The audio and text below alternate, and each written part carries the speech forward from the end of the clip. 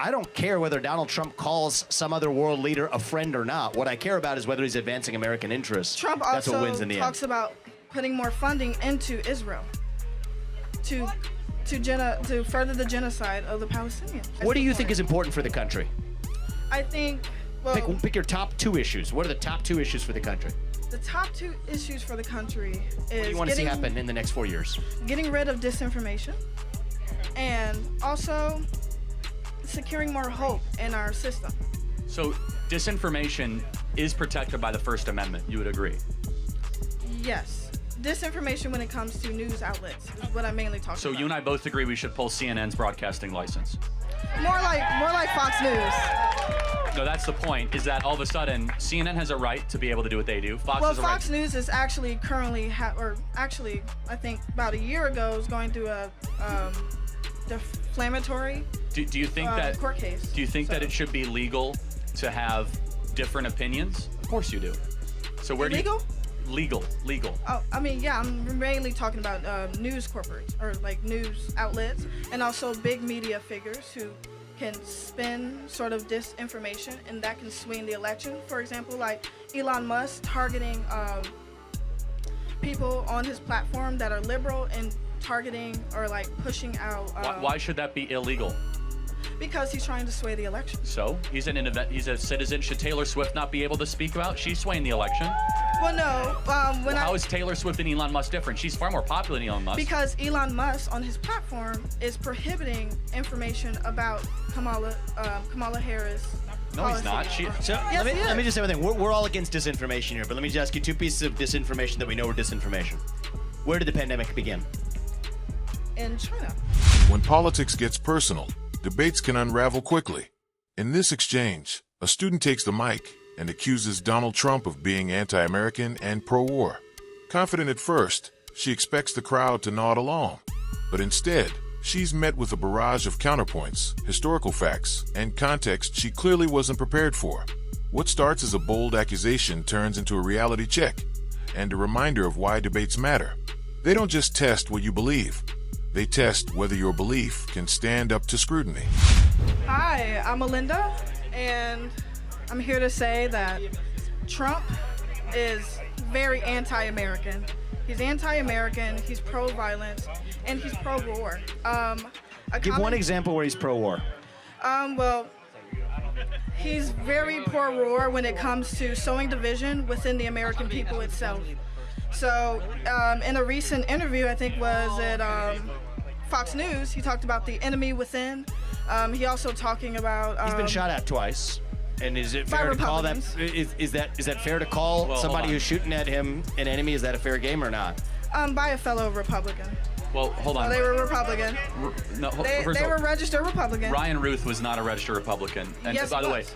it should not matter who their party affiliation is. We should agree that if someone gets shot at and he mentions enemy within, he probably gets a pass on that, yeah? I mean, people also shot at Mussolini, right? But do you think we Trump and also Mussolini are moral equivalents? well, that wasn't the example here. No, you brought up Mussolini, I didn't. Well, yeah, the reason why I brought up Mussolini is because obviously we know that people who we call that pro-war. But just to John can also Trump's be- quote on that was just sort of leveling just on the same facts. Yeah. He said, these radical lunatics are the enemy within. He has been shot at twice. I would call those people radical lunatics who are enemy within. Do you disagree with that characterization? by his own side. But when he was talking about the lunatics within, am I too close to the mic? Go ahead. He was when he he was was not talking shot at about- by his own side. Yeah, they were registered Republicans. No, again, Ryan Ruth was not a registered Yeah, Republican. he was. No, he was not. Okay. Yeah, he was. He donated. And Anyone who also shoots at you is not on your there's side. Again, there's like- also But yes. common talking point when it comes to a common talking point Republicans have is that there was no new wars when he was. Yeah. What in war did he presidency. start? Well, when it comes to no new wars, he assassinated Soleimani. No, that's not a war. That's a specific military action. What was the war that Trump started? Well, there was no war that Joe Biden started either. Well, of course there was. He financed the Russian-Ukrainian war, and he who invaded Ukraine? Was it Russia or America? How much do you know about the Istanbul meeting 5 days into the war between Tony Blinken, Boris Johnson, and the Russian ambassador? So I'm not sure, but did you don't know. America That's invade fine. Ukraine, or hold on did a second, Russia because invade we Ukraine? actually had a chance to have a peace deal 5 days into the war, and it was the United States of America that came in and blew up the peace deal in Istanbul, Turkey. The audience will tell you I'm right. It was our own government that wanted the war to continue. So that's Joe Biden's war. Well, no, there's more to that. It's a little hot outside, so I can't do my research right now. But when it comes to Why does this, the temperature impact your research? I don't understand. Well, it's hot outside. I've been here all day, so my brain's a little fuzzy. So, number one, when it comes to like this idea that Trump is anti-war or there was no new wars under Trump, He's anti-war. There was plenty of wars that were going on you- during Trump's time. Can you name them, And though? he's also very pro dictators. Like he's friends with Kim Jong-un. He talks highly. So we were on the verge of war with North Korea when Barack Obama left the Oval Office. The thing he told Donald Trump is our top threat is North Korea. I don't care if Donald Trump calls Kim Jong-un a friend or not. He got us off the brink of war with North Korea, which is actually what I care about. We were not really on the brink of war when it comes to it's correct. Barack Obama thought we were. Obama said to really. Donald Trump, you need to watch out for two things, Lieutenant General Michael Flynn and North Korea. That were the only two things Obama said to him in Obama's own telling of events in that short Oval Office meeting. So Obama even said North Korea is your #1 threat. Well, I disagree with Obama. North Korea was not our #1 threat. North Korea is an ant compared to America. Let me ask you, you're anti-war? Are you anti-war? Very anti. Okay, do you believe the Russia-Ukraine war needs to come to an end? Yes, Russia needs Which to is end the it. candidate which has said that we need to end the Russia-Ukraine war? Which is the candidate who said we need to continue funding the Russia-Ukraine war? Trump is for backing up Putin. Trump is for ending the Russia-Ukraine war. That's what he said. Kamala Harris is continuing to fund the Russia-Ukraine war and said she would continue to vote in favor of it. She's Under which candidate was there a major war in the Middle East? Was there a major war in the Middle East under Donald Trump? To the first point, when it comes to Ukraine and Russia, America is funding the Ukraine because of an agreement we had in 2014. We're holding up a peace treaty with NATO that if any country who wants to join Is NATO, Ukraine part of NATO?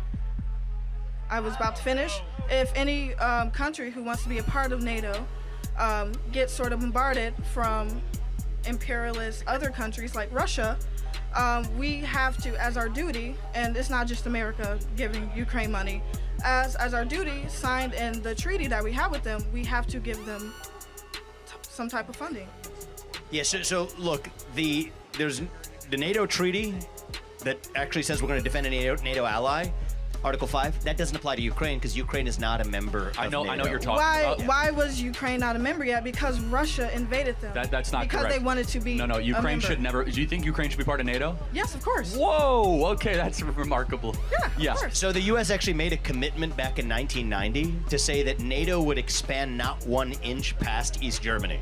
Our Secretary of State made that commitment to his counterpart actually it was Gorbachev who led the Soviet Union.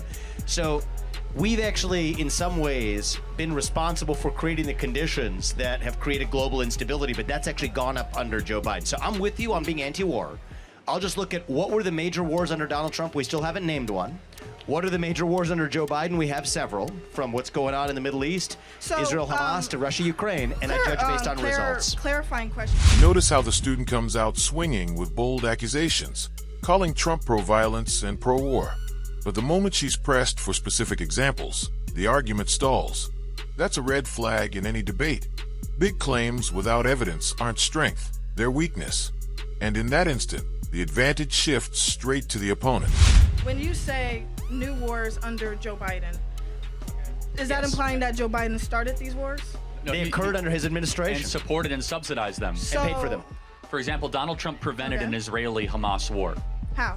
Through the Abraham Accords. The Abraham Accords was bringing all the people to the table, cut Palestinian Authority funding, also cut Iranian funding so that the Iran piggy bank could not fund terror throughout the region, brought Saudi Arabia, the United Emirates, Bahrain, and Israel in the room, and signed a historic once-in-a-generation peace deal between those Arab partners and Israel, and that region was the quietest it ever was in 50 years. With Russia, Ukraine, he told Vladimir Putin, you go into Ukraine, I will bomb Moscow immediately. It's interesting, under George W. Bush, Vladimir Putin took Georgia. Under Obama, he took Crimea. Under Biden, he took the Donbass. Under Trump, he didn't take anything. Why is that?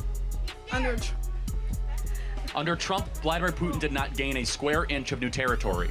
Why is that? Trump literally talks about deals that or secret meetings that he had. No, but with it's just a Putin. very simple question. If Trump was bought by Putin or was friends with Putin, why did Putin not expand his country under Trump? And every other president he expanded his country under. What do you mean? So under Bush, Russia got bigger. Under Obama, Russia got bigger. Under Biden, Russia got bigger. Under Trump, Russia stayed the same. Why is that? Russia didn't stay the same. They tried to invade Ukraine. No, Not under Trump. Not under Trump. That invasion was in January of February But 2022. Trump supports Putin. Well, no, he supports doesn't that. actually. It's Yeah, interesting. He talks about how good Putin was. No, he believes in also talks- diplomacy. For example, do you believe That's that not FDR was diplomacy. right in partnering with Joseph Stalin to defeat Hitler? Yes. Okay, so at times you have to partner with really bad people for a broader goal. That is called. But Ukraine is not the enemy. Well, we're not saying that you know who is the enemy? China is the enemy. And Russia. Well, Russia's not the enemy exactly. How many of your friends have died because of Russians? How many of your friends died because of Ukraine? A lot of your friends have died here because of the cartels. And we don't call them an enemy. And they are an enemy within. So when Donald Trump is talking about the enemy within, he's talking about the cartels that are here, that are poisoning our streets with drugs, that are bringing illegal guns into the country. That is the enemy within. Yet we say Russia is an enemy. Russia has never attacked the United States of America. There is proof that Russia has been funding far-right groups in America. Russia is also very tied to a lot of prominent right-leaning figures. There's a lot of Russian money funding and right-wing In order to circles. play that out, first of all, you're talking about like a couple right-wing podcasters that received Russian cash. Not a but couple. Just so we're clear, Hillary Clinton received money from the mayor of Moscow's wife. So did Hunter. When the focus turns to Trump's record on wars, the cracks widen. The student cites the assassination of Soleimani, but Charlie presses harder. What war did Trump actually start? The answer never comes. Instead, the contrast sharpens. Trump's term saw no new wars, while Biden's foreign policy has been anything but conflict-free. Give money all across the political spectrum. But I just want to be very clear because I think it's important. Can you show me one new ground war that started under Donald Trump for his 4 years? There was no new wars under Joe Biden either that No, he started. Well, Ukraine, Russia, and the Hamas-Israel war started under Joe Yemen. Biden's watch. Do you Joe believe it's the Biden did job? not Do you, start that. do you believe it's the job of the United States Commander-in-Chief to lead by securing peace and reducing risk for the United States? Do you believe that? I think you probably do. Of course. And do you believe that you should judge a president based on their results or based on their words? Both. Okay, so I judge based on results. And on the basis of those results, we had no new wars under Donald Trump. We have at least 2 major new wars under Biden. And for my part, I don't care whether Donald Trump calls some other world leader a friend or not. What I care about is whether he's advancing American interests. Trump That's also what wins in the talks end. about putting more funding into Israel to further the genocide of the Palestinians. What do you think is important for the country? I think, well, Pick your top 2 issues. What are the top 2 issues for the country? the top 2 issues for the country is What do you want to see happen in the next 4 years? getting rid of disinformation and also securing more hope in our system. so disinformation is protected by the First Amendment. You would agree? Yes. Disinformation when it comes to news outlets is what I'm mainly talking So about. you and I both agree we should pull CNN's broadcasting license. More like Fox News. No, that's the point, is that all of a sudden, CNN has a right to be able to do what they do. Fox Well, has a right. Fox News is actually currently, I think about a year ago, is going through a defamatory Do you think that court case. Do you think that it should be legal to have different opinions? Of course you do. So where Illegal? do you legal? Oh, I mean, yeah, I'm mainly talking about news corporates or like news outlets and also big media figures who can spin sort of disinformation and that can swing the election. For example, like Elon Musk targeting people on his platform that are liberal and targeting or like pushing out. Why should that be illegal? Because he's trying to sway the election. So he's a citizen. Should Taylor Swift not be able to speak about? She's swaying the election. Well, no. How is Taylor Swift and Elon Musk different? She's far more popular than Elon Musk. Because Elon Musk on his platform is prohibiting information about Kamala Harris. No, he's not. policy. So Yes, let me he just say one thing. We're all against disinformation here, but let me just ask you 2 pieces of disinformation that we know are disinformation. Where did the pandemic begin? In China. In a lab? No. You don't think it began in a lab in China because that's not widely accepted that that's where it began. Yet if you No. said that in 2020, And I don't blame you. I blame the fact that we created disinformation in this country. Yeah, you're a victim of disinformation. Because it was created in a lab. It was created in a lab in Not Wuhan. in a bat cave. And I don't even blame you. I don't even blame you because the government stopped you from being able to know that. So right now we're having a conversation where you believe that the pandemic did not begin, that COVID-19 did not begin in a lab in China, because guess what? That's exactly what our government required you to believe. What if anybody said it did, they required it to be censored. What evidence do you have that was created in a lab? You have actually you now actually have the It's a genetics lot. of the virus to be able to go back to actually the lab that was manipulating a non-human virus. So it was never a naturally occurring virus. The only way that they now know based on the genes. SARS is not a naturally occurring virus? SARS-CoV-2. SARS-CoV-2 is not. It's current. Again, It spreads. It was designed to spread more rapidly, which is exactly why it did. But suffice to say that now at least every major scientist or medical researcher today who said 2 years ago that it did not believes this is the most likely origin of the pandemic, and yet most of the public, including even yourself, believes what the government told us 2 years ago. That's actual disinformation. The debate began with a bold accusation. Donald Trump is anti-American, pro-violence, and pro-war. Strong words, but when pressed, the evidence fell apart. The first example, Trump calling attackers radical lunatics after being shot at. That's not promoting war. That's common sense. When the conversation shifted to Trump's record on wars, the gap widened. The student pointed to Soleimani's assassination, but Charlie pressed. What war did Trump start? Silence. Meanwhile, Trump's record stands 4 years, no new wars. By contrast, under Biden, 2 conflicts have exploded. Russia, Ukraine, and Israel, Hamas. The exchange on North Korea added more weight. The student mocked Trump's diplomacy with Kim Jong-un as cozying up to dictators. But context matters. Obama himself warned Trump that North Korea was America's top threat. Trump's approach? De-escalation. The outcome? No missiles, no war. That's deterrence in action. On NATO and Ukraine, the student leaned on talking points about treaty obligations. But Ukraine isn't a NATO member. Article 5 doesn't apply. And the pattern is undeniable. Under Bush, Putin took Georgia. Under Obama, Crimea. Under Biden, Donbass. Under Trump, nothing. Not an inch of land lost. Then came media and disinformation. The student claimed platforms like Fox News and Elon Musk's X spread lies that should be censored, while left-leaning outlets got a pass. But some of the biggest misinformation, the denial of COVID's lab leak origin, for example, came directly from the government and mainstream media. The point was clear. Truth in a free society must compete, not be controlled. By the end, the student admitted being tired and hot as reasons for struggling mid-debate. But that only underscored the problem. Strong accusations demand strong evidence.